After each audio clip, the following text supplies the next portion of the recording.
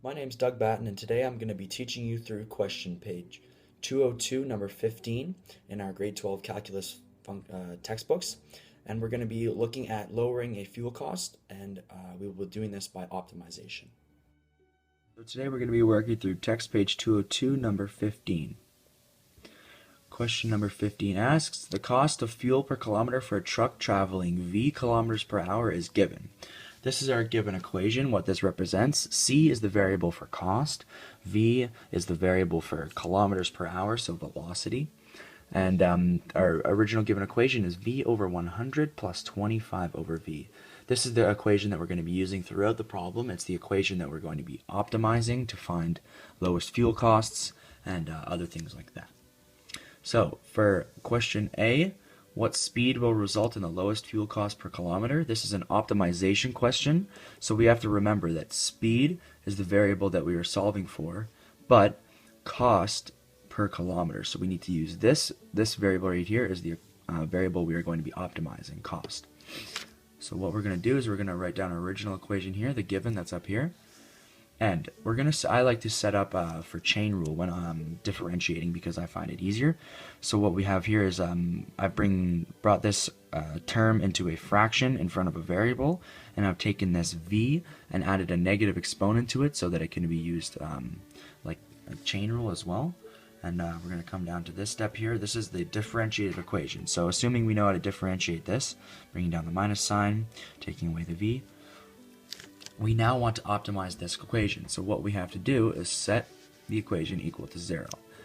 This is the equation equal to 0, and what we can do from here is take this second term here, bring it to the other side, since it's a minus side, and then we're going to cross multiply here.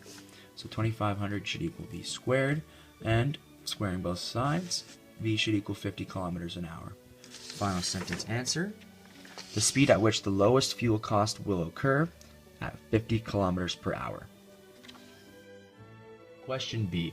Assume the driver is paid $40 an hour. What speed would give the lowest cost, including fuel and wages, for a 1,000 kilometer trip? The information that we need to focus on in this question is definitely the additional $40 an hour and the 1,000 kilometer trip that they have now told us. See, last equation we were just figuring out the lowest cost given fuel. Now we have the wages and a distance of a trip.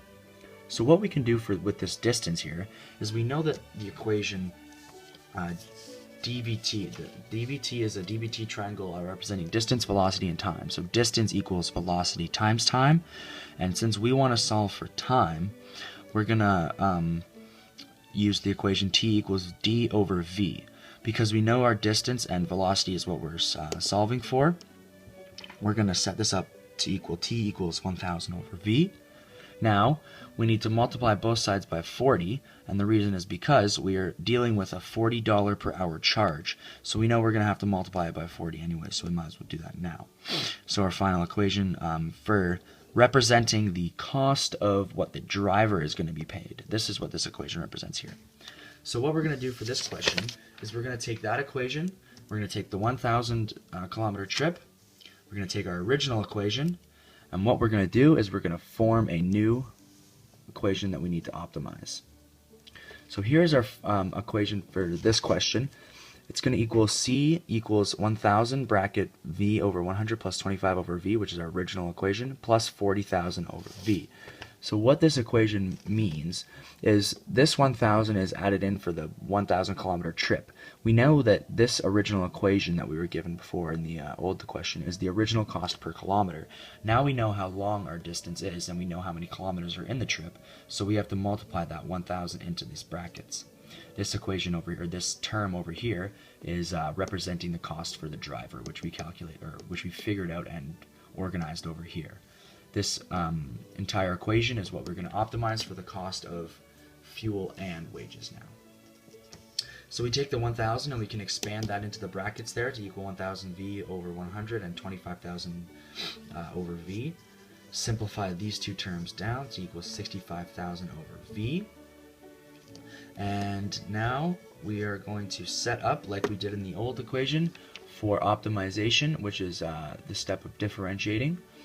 Since I like chain rule, I've done this again where I've taken the variable and put a negative exponent on it so that it's in front or beside the 65,000, so we can use chain rule. And we are going to differentiate here using chain rule. We assuming we know how to do that, and we're going to set it equal to 0 just like the previous equation. Just an explanation why we are doing this is because over here, if we look at our graph that I've drawn out here, speed equals the bottom, and the cost is going to be the variable on the y-axis. Okay, so if this is the cost fluctuation when our speed is increasing going right here, we're going to start at a cost up here, and as the speed increases, we're going to find ourselves approaching a minimum cost. This minimum cost is going to be when the graph is at 0, when the slope of the graph is at 0. So if the slope is at 0, that means that we need to set the differentiated equation equal to 0, because the differentiated equation is what represents the slope of the graph at any given time. So that is where we need to find the slope right at the minimum here, this local minimum. Okay, we are going to now solve this down. 65,000 over v squared equals 10. 10v squared equals 65,000. Cross multiplying again here. And v squared equals 65,000. And our final velocity is going to equal 80.6. Including wages and fuel, the speed, 80.6 kilometers an hour, will provide the lowest cost for the trip. What this information all represents and can be used for, essentially.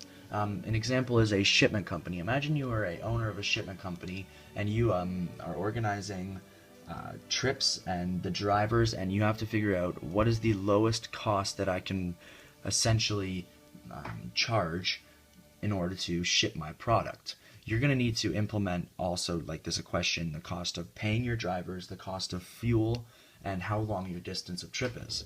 Using all those variables, you're going to create in order to optimize the cost of the trip by finding the lowest possible cost. This will help you save money, improve your revenue, which will improve your profits in total, which is better for your company. That is why you always need to know how to optimize equations. Well, thank you for listening. That is all for today, and I hope you learned a lot. Bye-bye.